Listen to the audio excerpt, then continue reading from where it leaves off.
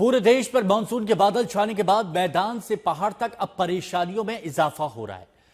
पहाड़ों पर भारी बारिश से जहां एक और पहाड़ दरक रहे हैं, सड़कों पर मलबों का अंबार लग रहा है, वहीं दूसरी ओर नदी नाले भी इस वक्त उफान पर हैं।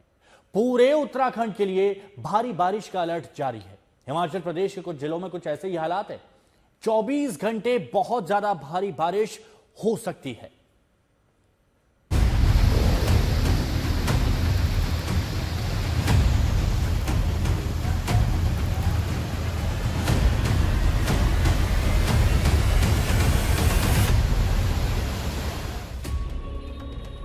मैदानी इलाकों को डुबोने के बाद भारी बारिश अब पहाड़ों पर कहर बरपा रही है।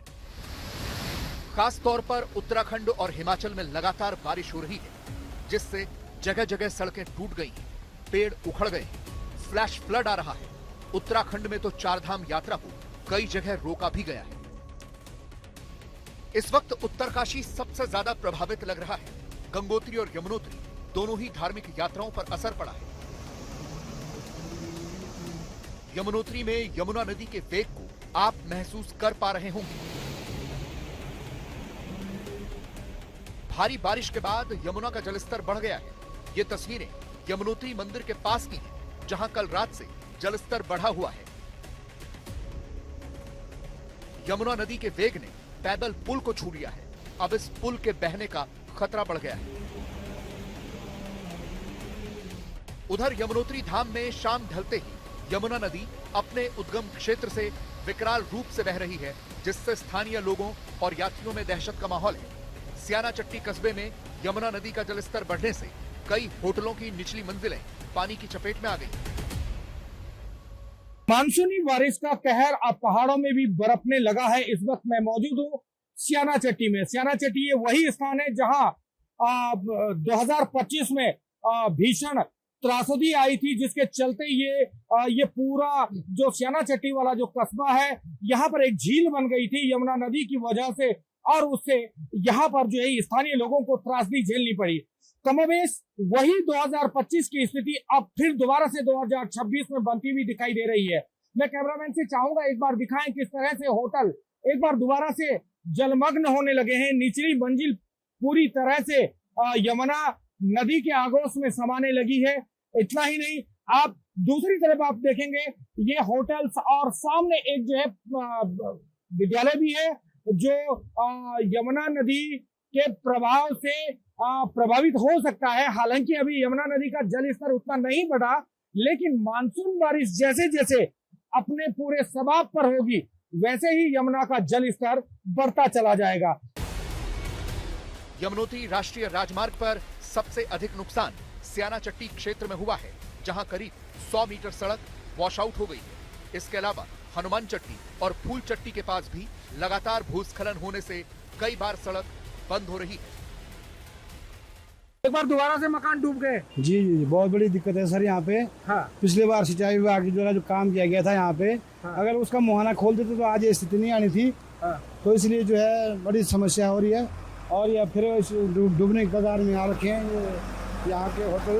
तो थोड़ा मैं समझता हूँ कि सारी जो है ये सिंचाई विभाग की कमी है। अगर उस टाइम मुहाना खुला होता तो आज जो है नदी का प्रभाव जैसा चल रहा, तो आज सुरक्षित महसूस। बहुत बुरी स्थिति है सर हम लोगों के लिए। एक तो यमुना जी का भी है और ऊपर से NH का भी है, जो तो उन्होंने कटिंग की थी, उसके चक्कर से भी हम लोगों को बहुत भारी सामना करना पड़ रहा है।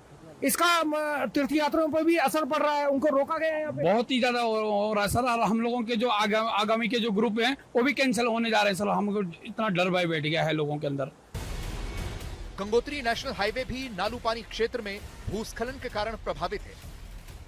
यहाँ मार्ग खुलने और बंद होने का सिलसिला लगातार जारी है। प्रशासन और BRO की टीम मलबा हटाने में जुटी है। एहतियातन यात्री वाहनों को बहुत संभाल कर आगे भेजा जा रहा है। यात्रा रुक रही है, फिर शुरू हो जाती है।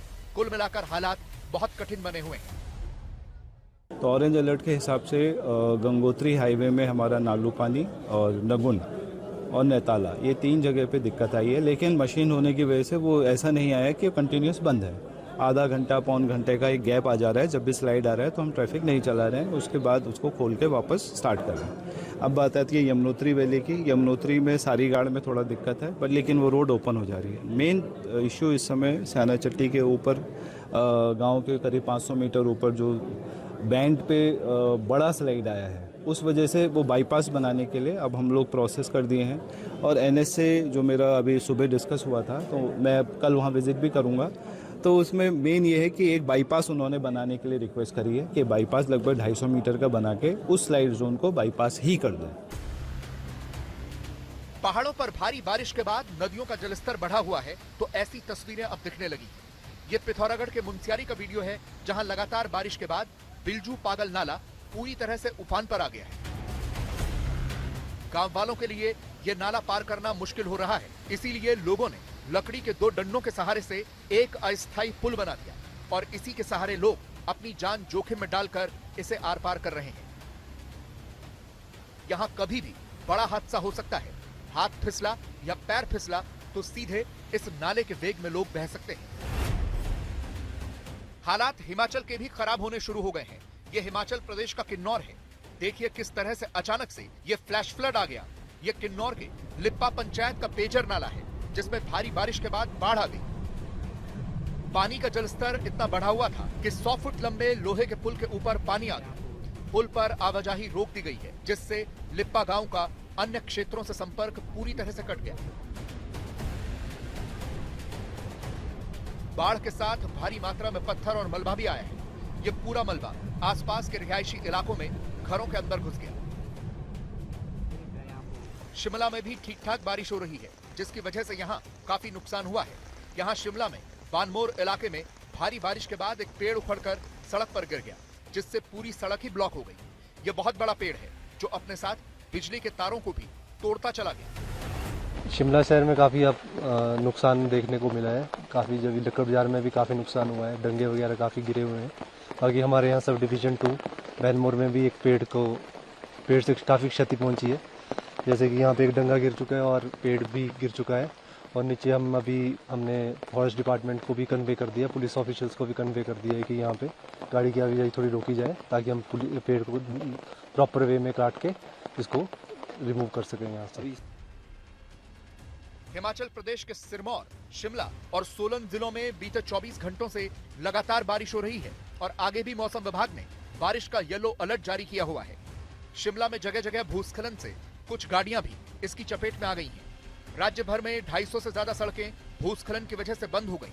200 से ज्यादा बिजली के ट्रांसफार्मर ठप हो गए, जिन्हें दुरुस्त करने का काम भी जोरों से चल रहा है।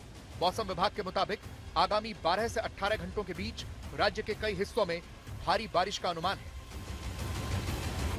पहाड़ों पर मॉनसून की सक्रियता देखी जा रही है लगातार, और पिछले 24 घंटों से ज़्यादा समय ऐसा है जिसमें मूसलाधार बारिश हिमाचल प्रदेश के कई हिस्सों में देखी जा रही है। मेरी इस समय मौजूदगी शिमला के ऐतिहासिक रिज मैदान पर है। आप तस्वीरें ज़रा देखिए। ये हल्की इस समय बारिश ज़रूर यहाँ पर हुई है, दिन का समय है और ऐसे में अब लोगों की चहल पहल जो है वो दिखाई दे रही है। ताज़ा बारिश के बाद तापमान में थोड़ी गिरावट ज़रूर हुई है और बावजूद इसके इस समय मौसम बेहद सुहावना बना हुआ है। मौसम विभाग का कहना है कि आने वाले 12 से 18 घंटे तक इसी तरह का मौसम राज्य के कई ज़िलों में बना रहेगा। खास तौर पर जो पूर्वी हिमाचल का हिस्सा है, जिसमें ज़िला सिरमौर, ज़िला शिमला और सोलन के कुछ एक इलाके, जहां पर भारी बारिश का अनुमान मौसम विभाग की तरफ से लगाया गया है। पहाड़ों पर हो रही बारिश से नदियों का जलस्तर लगातार बढ़ रहा है। ये ऋषिकेश की तस्वीरें हैं, जहां गंगा नदी बहुत आवेग में नजर आ रही है। ऋषिकेश के त्रिवेणी घाट पर गंगा का पानी बहुत ज्यादा बढ़ा हुआ दिख रहा है और इसी बढ़े हुए जलस्तर में थार वाले अपनी गाड़ियों का इंजन भी टेस्ट कर रहे हैं। यह हरिद्वार के कनखल में बैरागी कैंप की तस्वीरें हैं। यहाँ कुछ युवकों ने थार कार के इंजन की क्षमता जांचने के लिए गाड़ी को गंगा की मुख्य धारा में उतार दिया। अब कार उतार तो दी, मगर नदी के बीच में जाकर कार फंस गई और गाड़ी को गंगा से बाहर निकालना मुश्किल हो गया। जब थार गंगा में डूबने लगी तो युवकों के हाथ पैर फूल गए। उन्होंने मदद की गुहार लगाई, जिस पर काफी संख्या में लोग वहां पर इकट्ठे हो गए और पुलिस भी पहुंच गई। उसके बाद जेसीबी बुलाकर थार को बड़ी मुश्किल से गंगा की धारा से बाहर निकाला गया और बाहर निकालते ही पुलिस ने थार सीज कर दी। इधर उत्तर प्रदेश के बिजनौर में पिछले 2 दिनों से लगातार बारिश हो रही है, जिसकी वजह से बिजनौर की गंगा और सहायक नदियां उफान पर आ गई हैं। अब यहां बिजनौर हरिद्वार मार्ग पर पानी आ गया है। जिसकी वजह से ये मेन सड़क बंद करनी पड़ी। लेकिन लोग कहां मान रहे हैं? इतने ज्यादा पानी में भी लोग अपनी मोटरसाइकिल ले जाने या पार करने के लिए बुग्गियों का सहारा ले रहे हैं। मोटरसाइकिल को बुग्गियों में रखकर लोग इस रास्ते को पार कर रहे हैं। जबरन बुग्गियों में जुटे बैलों को इस पानी में उतारा जा रहा है। आज तक ब्यूरो।